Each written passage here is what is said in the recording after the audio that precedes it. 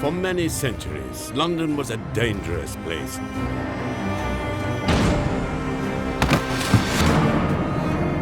It was a magnet for the very worst kind of people. Jack the Ripper dominated the headlines. But he wasn't the only killer around. Murder was afoot. The fear of death was everywhere. But police had their work cut out to track the culprits down.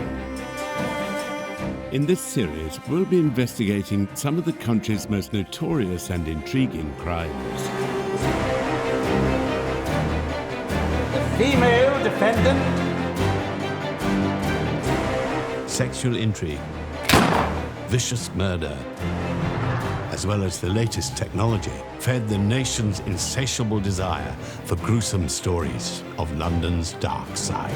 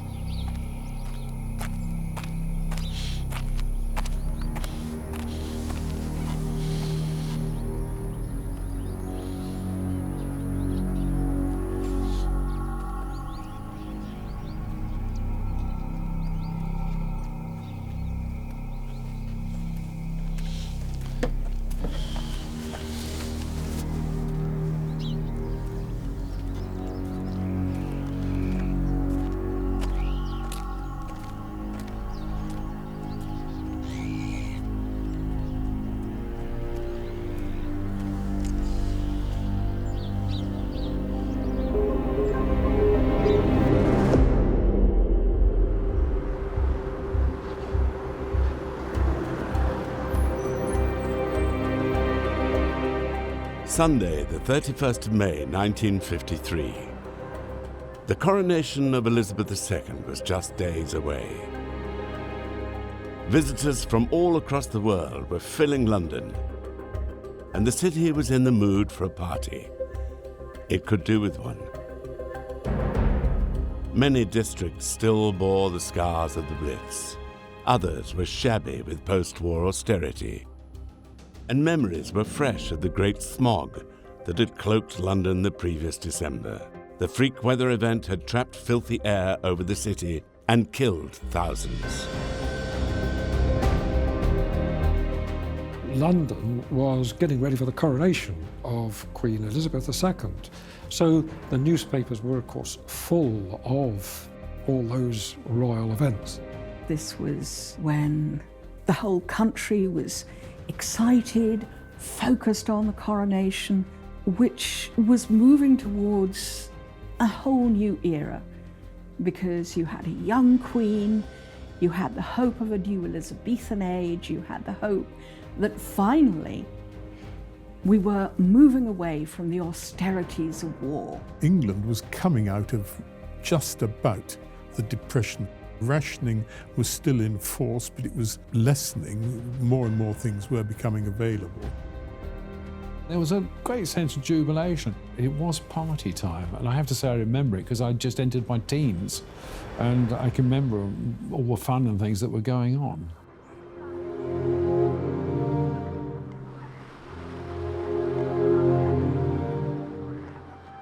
The country was enjoying an extended spell of warm and dry weather. In the West London town of Teddington, the public swimming pool was packed, and down by the river, dozens of young people are set up camp in a vast, undeveloped area of meadows and gravel pits. Teddington Lock is the point where the Thames, having travelled 96 miles, stops being a tidal river. This is where it all changes at Teddington Lock. The towpath and the banks, there were a whole series of people camping at a weekend.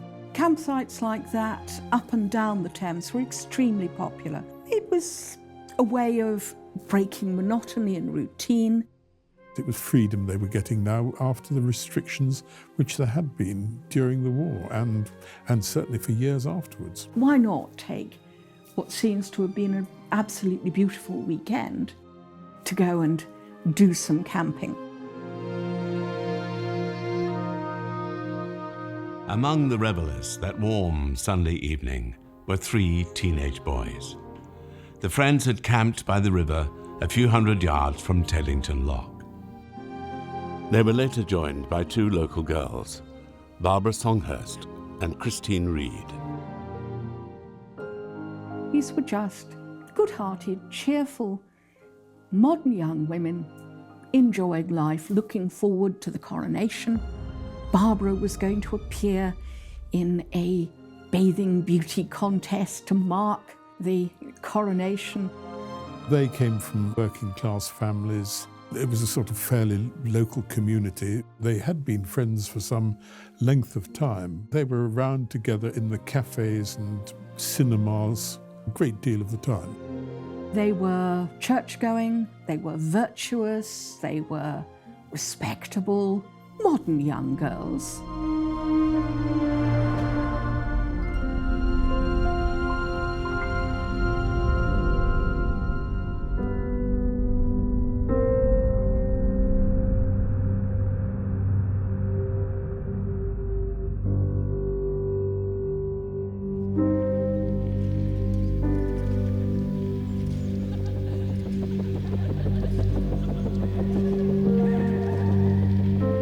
On Sunday the 31st of May, the girls decided to take advantage of the clement weather and set off on their bikes toward the rural area around Teddington Lock.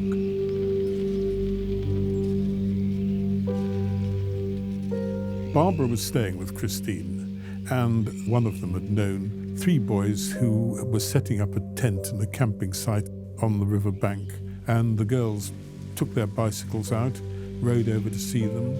There'd obviously been a lot of playing around. The boys had hidden the girls' bicycles. They'd been chasing and they'd been kissing, and it was teenage fun.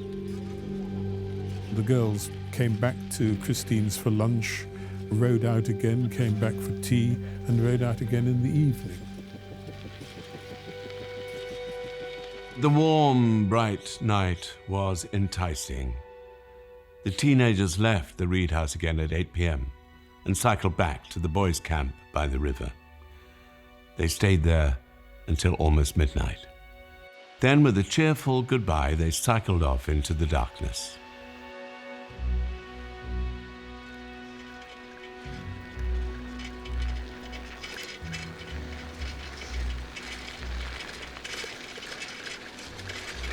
See you tomorrow. See ya. Night.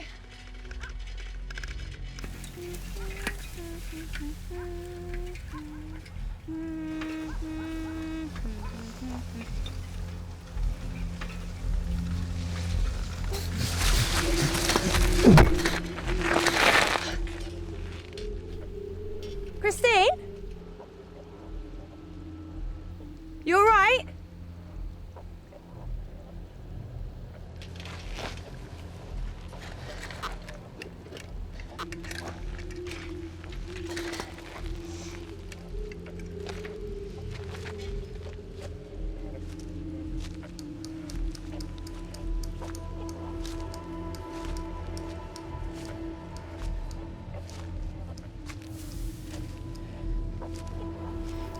Christine?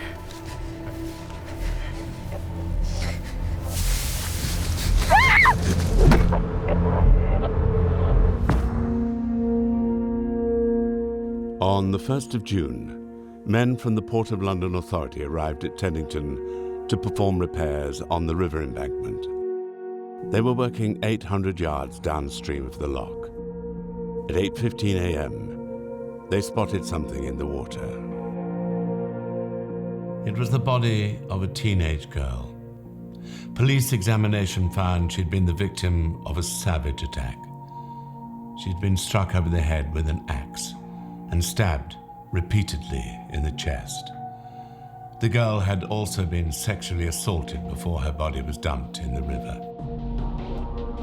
The victim was Barbara Songhurst.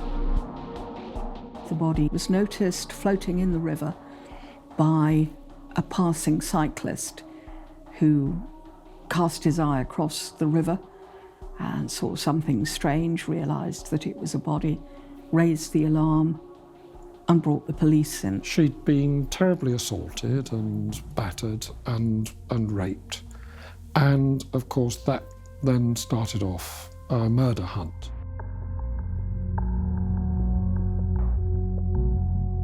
Detective Superintendent Herbert Hannam of Scotland Yard opened a murder investigation.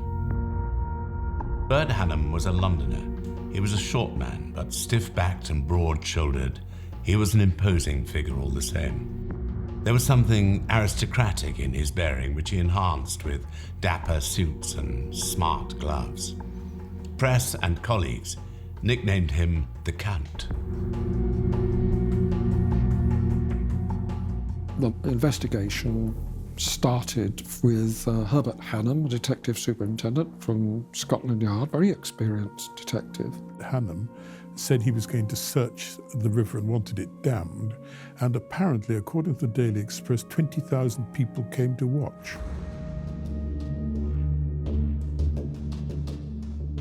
The murder scene was soon found. Teddington Lock. Blood stained the gravel of the towpath. There was more splashed over the grass and soaked into the earth nearby. Hannam had no doubt. This was where the young woman was attacked. Scattered in the wild undergrowth beyond the footpath, they found first one pair of women's shoes, but then another. Police were no doubt that these belonged to Christine Reed. 2 days later, Christine's bike was recovered from the Thames. It would be another 4 days, however, before Christine herself would be found. On the 6th of June, a week after the murders, the police team dragging the river reached Glover's Island. It was there, 2 miles downstream from Teddington Lock, that Christine's body was discovered. Like Barbara, she too had suffered blunt head injuries. She had been stabbed over 10 times and brutally raped as she died. The violence of the attacks shocked even experienced police. Chief Inspector Hannam's investigation soon became one of the largest murder hunts England had seen for years. The press, fed by twice-daily police briefings, followed every development. The search involved dogs, mine detectors, and draining part of the river. But no trace of the murder weapon was found, and Barbara's bicycle remained missing. Police feared the killer had fled abroad. The press speculated he would soon strike again. A week after the gruesome murder, a 49-year-old woman was walking her dogs alone in Windsor Great Park when she was grabbed by a man. He told her he had a knife and knew how to use it. He tried to drag her into the bushes, but she struggled. Her attacker gave up and fled the scene on a bicycle. The woman later described to the police the powerfully built young man who had assaulted her. The News of the World put up a £1,000 reward for information. It must have been a local man. It was a man who was an expert knife thrower. Also, he had a cleft chin, and this was starting to match up with the identification of the woman who'd been raped. It's not just the police who are instituting their inquiries, going house to house. It's the reporters doing it as well. So they are interrogating all the young men of the area saying, who do you think did it? Who do you think did it? That's where one of them is prompted to say, well, if you're looking for a suspect, the kind of person I would expect is that chap there. He's a bad lot. The officers found the man as promised on Oxshott Heath. His name was Alfred Whiteway. He was 22 years old. The police asked him to accompany them for questioning. They placed Whiteway alone in the back of the car and drove him to Kingston Police Station. He was searched and questioned. The questioning came to nothing. Whiteway was released. But he would soon come to the attention of Herbert Hannam and was hauled in and questioned again, this time by Hannam himself.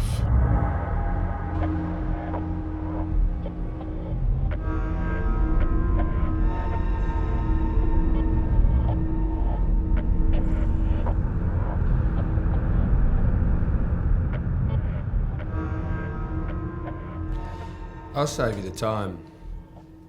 When that job was done, I was with my wife. What time was that? The job? 11, wasn't it? I read it in the paper. Well, tell me more about it then. Well, all I can tell you is that I was indoors with the missus until 11:30, so it couldn't be me now, could it? How do you know you were indoors until 11:30? I know I was. I talked about it with the wife. You talked about it with her? Yeah, she'll tell you. Why were the two of you discussing your whereabouts? 'Cause she asked me. You said you were with her. Were you not together? Yeah. Then why did she ask you where you were? I don't know, do I?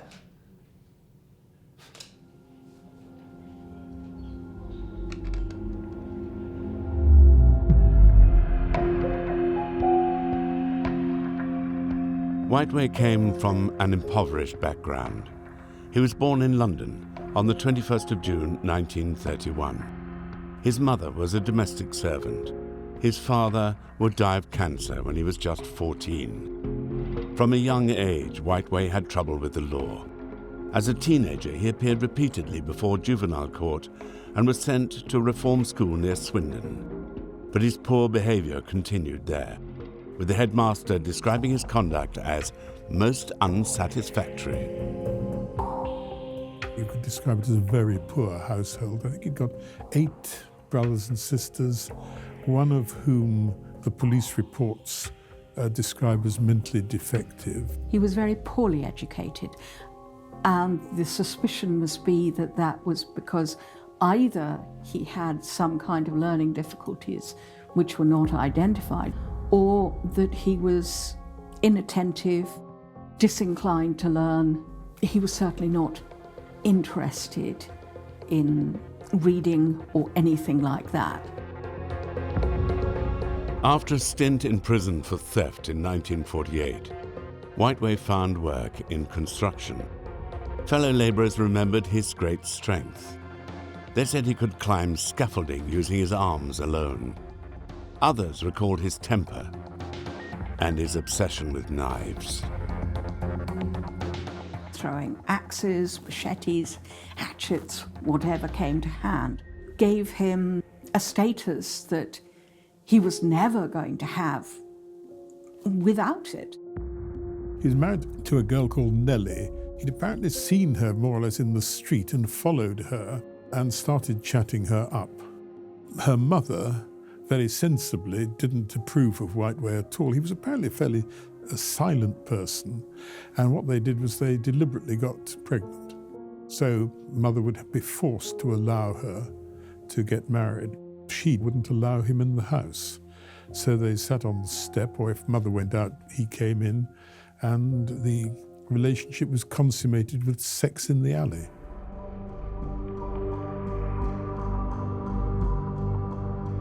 By May 1953, Whiteway was a married man with a little girl not yet 2 and a second child on the way. He did not live with his wife and child, however. His in-laws disapproved of him, and he was forced to live with his mother, uncle and siblings in a cramped, terraced house on Sydney Street in Teddington. It was less than a mile from the scene of the double murder. There was something about Whiteway's unusual domestic setup which prompted Hannam to dig a little deeper into his supposed movements on the night of the murders. So, you left your wife's home at 11:30 p.m. and then cycled to your mother's. Yeah, Which way did you go? usual way. Over Kingston Bridge, Sandy Lane. Did anyone see you leave your wife's house? No, Did anyone see you on the bridge? no. Did anyone see you at Sandy Lane? Look, no one saw me until I got home, all right? Of course. It was late. But someone did see you when you got home then? Yeah, my Uncle Charlie. He'll be able to confirm that, will he? Yeah. I got in just before 12. He'll know. He looked at the clock. Very well. There was no rush to secure a confession. Whiteway was being held on remand for the assault in Windsor Park, and he had already admitted the violent rape of a teenage girl earlier that year. Hannam compared Whiteway's alibi with statements given by his wife and mother-in-law. There were countless discrepancies. Whiteway's account of his movements on the night of the murders was falling apart. In the summer of 1953, police in London were investigating a double murder. 2 teenage girls had been sexually assaulted and killed on the towpath at Teddington Lock. Their bodies were thrown into the river, where they were found days later. The police's prime suspect was Alfred Whiteway. He was being held in custody on charges of sexual assault, and his story as to his whereabouts on the night of the murder was just not adding up. Chief Inspector Hannam was slowly but surely building a case against Whiteway. What were you wearing that night? Shirt, gabardine trousers, the ones the police took, the green ones, What else? a rain jacket, and these shoes. We'll have to take a look at those too. While the interrogation of Whiteway continued, police, along with the pathology team, were building up a criminal profile and identified that their suspect would have had a keen interest in knives and possibly a talent for throwing them. This theory was consistent with the wounds suffered by both Barbara Songhurst and Christine Reed. There were wounds on her skull which indicate that he used the axe. He proceeded to rape both his victims and subsequently stab them. They were stabbed and they were both axed. There were stab wounds in the back, and this led to a theory that he had thrown the knife at Barbara. Possibly both girls were murdered because Whiteway recognised Barbara Songhurst and thought that she might identify him. She was working as a chemist's assistant in a local shop, so possibly that's where she had seen him or he had seen her. We have to speculate that Alfie realised he had miscalculated, that he hadn't stopped a completely unknown girl, that she had a companion, and that companion was known to him. And more than that, she knew and would be able to identify him. They were in the wrong place at the wrong time. It was the sexual assaults on the victims which led Hannam to Whiteway. A series of rapes and attempted rapes had plagued the area at the time. Whiteway had been identified as the perpetrator and charged by a separate police unit. On learning of Whiteway's crimes, Hannam had decided to question him about the murders. After already several attempts at trying to crack Whiteway, Hannam could not have imagined how tough he would be to convict. Further interviews followed on the 3rd, 8th, and 15th of July, and everyone Whiteway denied involvement in the murders. His home was searched, but no trace of the murder weapons was found. Hannam was sure he had his man, but he still didn't have the evidence he needed to be sure of a conviction.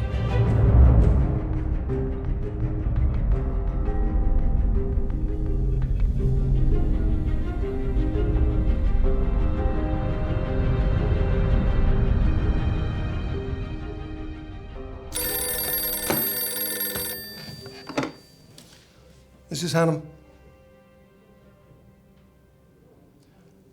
He has been moved now. He's at Brixton. We're waiting on the test results first. Yes? Yes, sir. Precisely. Come in. Well, if there's a semen match,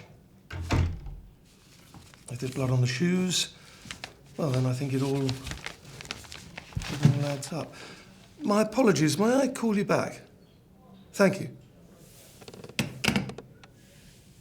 Just came for us, sir.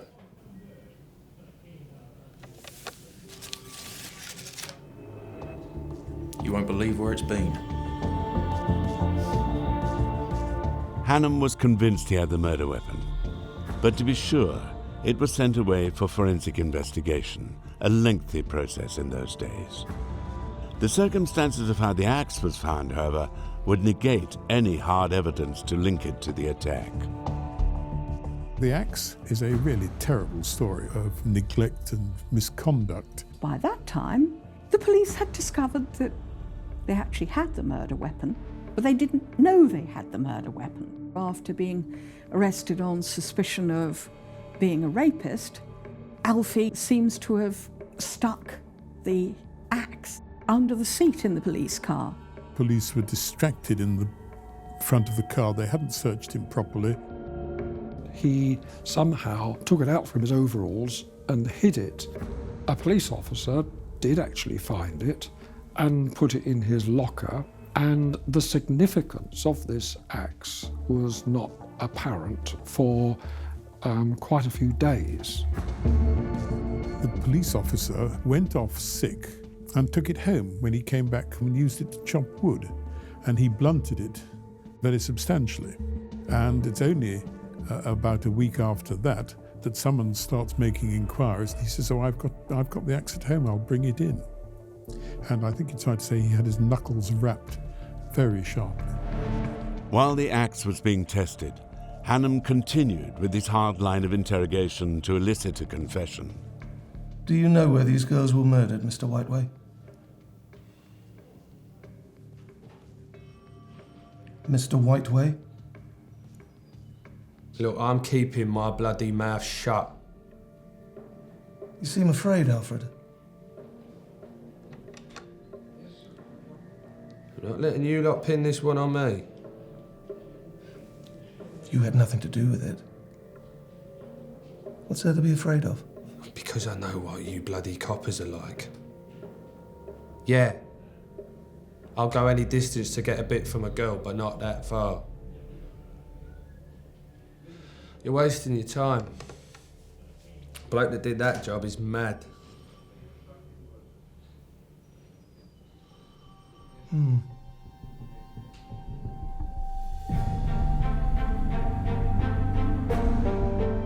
Whiteway's clothing had been sent for forensic testing. By modern standards, this was basic. Although the structure of DNA had been discovered that year by Francis Crick, James Watson, and Rosalind Franklin, it would be decades before genetic profiling could help police investigators. What could be detected in 1953, however, was the presence of blood. And it was blood which would become crucial in the investigation of the towpath murders. But would it be enough? Hannam would find that in constructing a watertight case against Whiteway, his ethics would be tested, and police conduct would come into close scrutiny.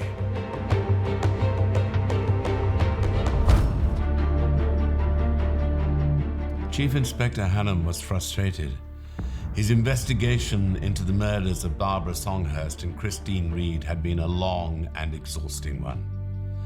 Now, at least he had a suspect in custody, Alfred Whiteway, a 22-year-old labourer who lived less than a mile from the murder scene.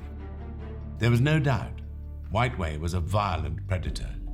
He had already confessed to attacking other women, but there was no direct evidence tying him to the double murder.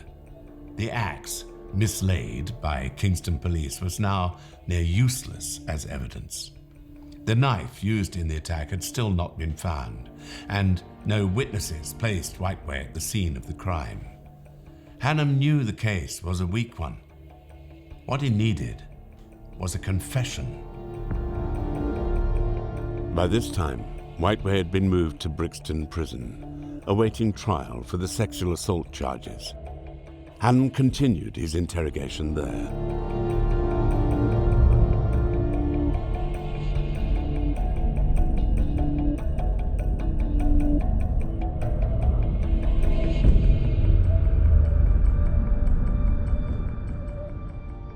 I told you this already. I had a row with the wife and I didn't leave her until 11:30. Was your wife's mother in when you left? How the devil do I know? I don't go in the house. She hates me. I see. I can tell you your wife's mother was there that night. And she insists your wife was in bed by 11 p.m. Well, she is a bloody liar. I was with my wife at 11:30. We had a cup of tea on the back step. Very well. We've spoken before about your shoes. Your crepe sole shoes. Yeah? You said you were wearing them on the night of the 31st of May. Is that correct? I've already said so, ain't I? So you were wearing those shoes? Look, it's the same bloody questions. I've already told you. Yes or no? Yes. I see. Did you ever get blood on either of them? No. Is there any reason at all why there might be bloodstains on them? No. Very well. I must tell you, Mr. Whiteway, your shoes have been examined. A scientific expert will say in court that one of them has been exposed to a great quantity of blood.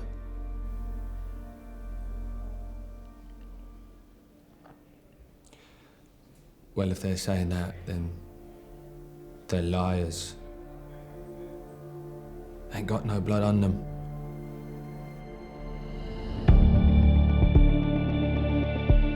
Cannon pretty well breaks him on that basis.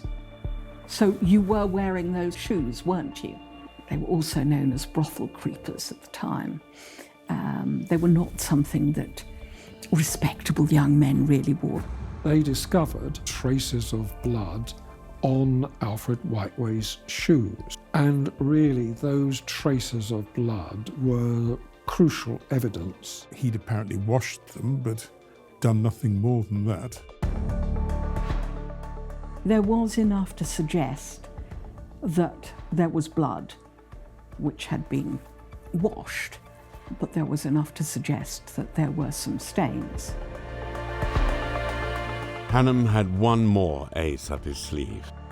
He had the axe, examination of which showed the curve of the blade matched the head wounds suffered by Barbara and Christine.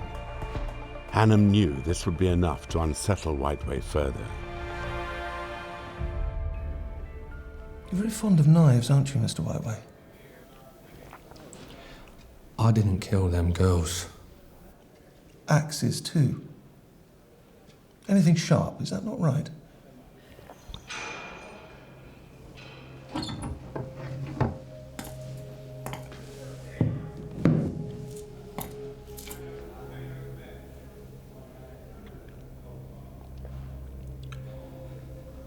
Were you kidding about that blood being on my shoe? No.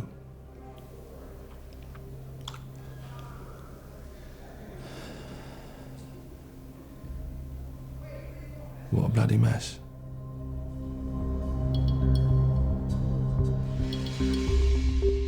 According to Inspector Hannam, It was at this point that Whiteway finally cracked. He told police he could not control himself around women. He confessed to killing Barbara and Christine. On the 20th of August, he was charged with their murders. The 9-week-long investigation was at an end. Over 1,600 statements had been taken and 2,000 telephone messages received.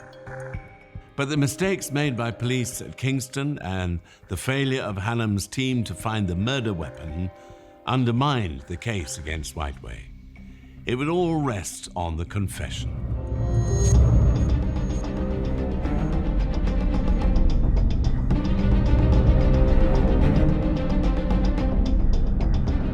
Whiteway's trial began on the 26th of October 1953. The confession secured by Hannam became the battleground in court. Defense barrister Peter Rawlinson subjected the chief inspector to a grueling 2-day cross-examination. It was, in the words of one newspaper, the duel at the Old Bailey. Rawlinson accused Hannam of manufacturing Whiteway's statement and tricking the young man into signing it. Whiteway said that he never made this statement. What happened was that he was given a set of sheets of paper. He was asked to sign them and told where to put his signature. But he's saying, in effect, that he was verbaled. Verbaling is what is called noble cause corruption. If the police know, quote, know, unquote, that somebody has done something and there isn't the evidence to back it up, they don't think they're doing anything wrong by helping convict a man whom they know did it. And this would be perhaps sometimes planting a bit of evidence on them. In this case, it was just the verbal confession. The whole defence was questioning the integrity of the admission of guilt that he made when he was confronted with the axe and the bloodstains on his shoe.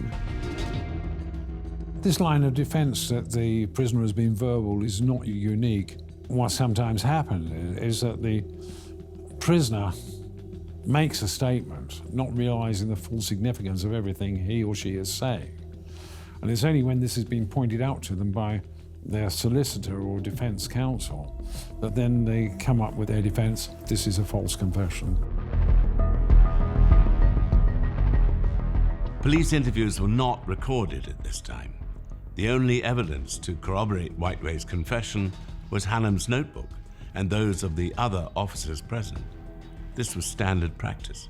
It was not until 1991 that tape recording of interviews by British police became the norm. Hannam, of course, denied Rawlinson's accusations. He called the suggestion of police misconduct terrible and absolutely untrue. The judge and many onlookers criticized Rawlinson's approach.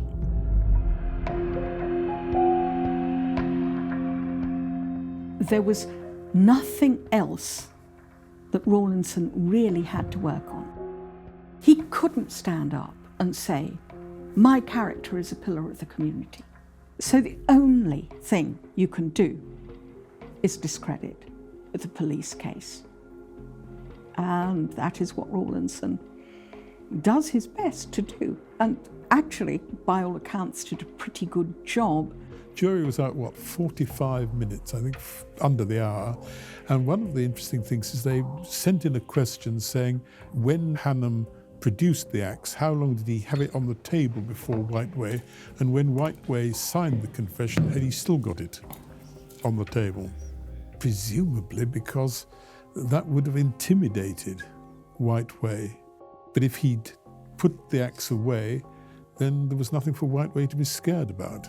What undermined the effectiveness of that part of the defence was that Alfie was such a bad lot, and so clearly such a bad lot, that the jury overlooked what otherwise, in another case, could have brought the prosecution case crashing down. At the end of the 6-day trial, they found Whiteway guilty. He was sentenced to death. Following the trial, there was outcry over the tactics of the defense. For many, questioning the word of a police officer was beyond the pale. But in decades to come, the skepticism expressed by Rawlinson in court would spread. Bribery and corruption scandals engulfed elements of the London police in the 1970s. Internal investigations discovered police profiting from crime they were meant to be preventing. Officers took bribes, ensured charges against guilty men were dropped, and fabricated evidence against the innocent. His appeal was not successful. The only grounds for appeal in the English criminal justice system is that the law has in some ways not been properly followed through, that the case has been improperly handled, that evidence has been suppressed. Rawlinson's appeal was on the basis, it had to be on the basis, not that the jury was mistaken, but that the confession was forced out of him. It's actually perfectly possible that that is the case, but it was held by the court, by Lord Chief Justice Goddard, that there wasn't grounds for an appeal. There was no general outcry as there was, for example, with Ruth Ellis and other cases. No, he was not regarded with any sympathy at all. And if he's convicted of 2 rapes and murders of girls, and the other rape and the attempted rape were left on the file, there's not a lot of room for sympathy.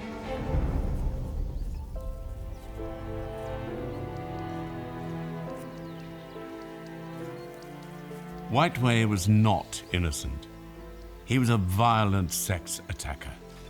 Had he not been caught, he would certainly have assaulted and possibly killed others. But we will never know whether he confessed to the murders of Barbara and Christine in the way police claim. Alfred Whiteway hanged on the 22nd of December 1953. A few years later, after his retirement from Scotland Yard, Bert Hannam had advice for his former colleagues. Police, he said, should have the courage to do things the law forbids. What mattered to Hannam was seeing justice done, however it was reached. But no justice can truly compensate for 2 teenage girls who left home one Sunday morning with all their lives ahead of them and never returned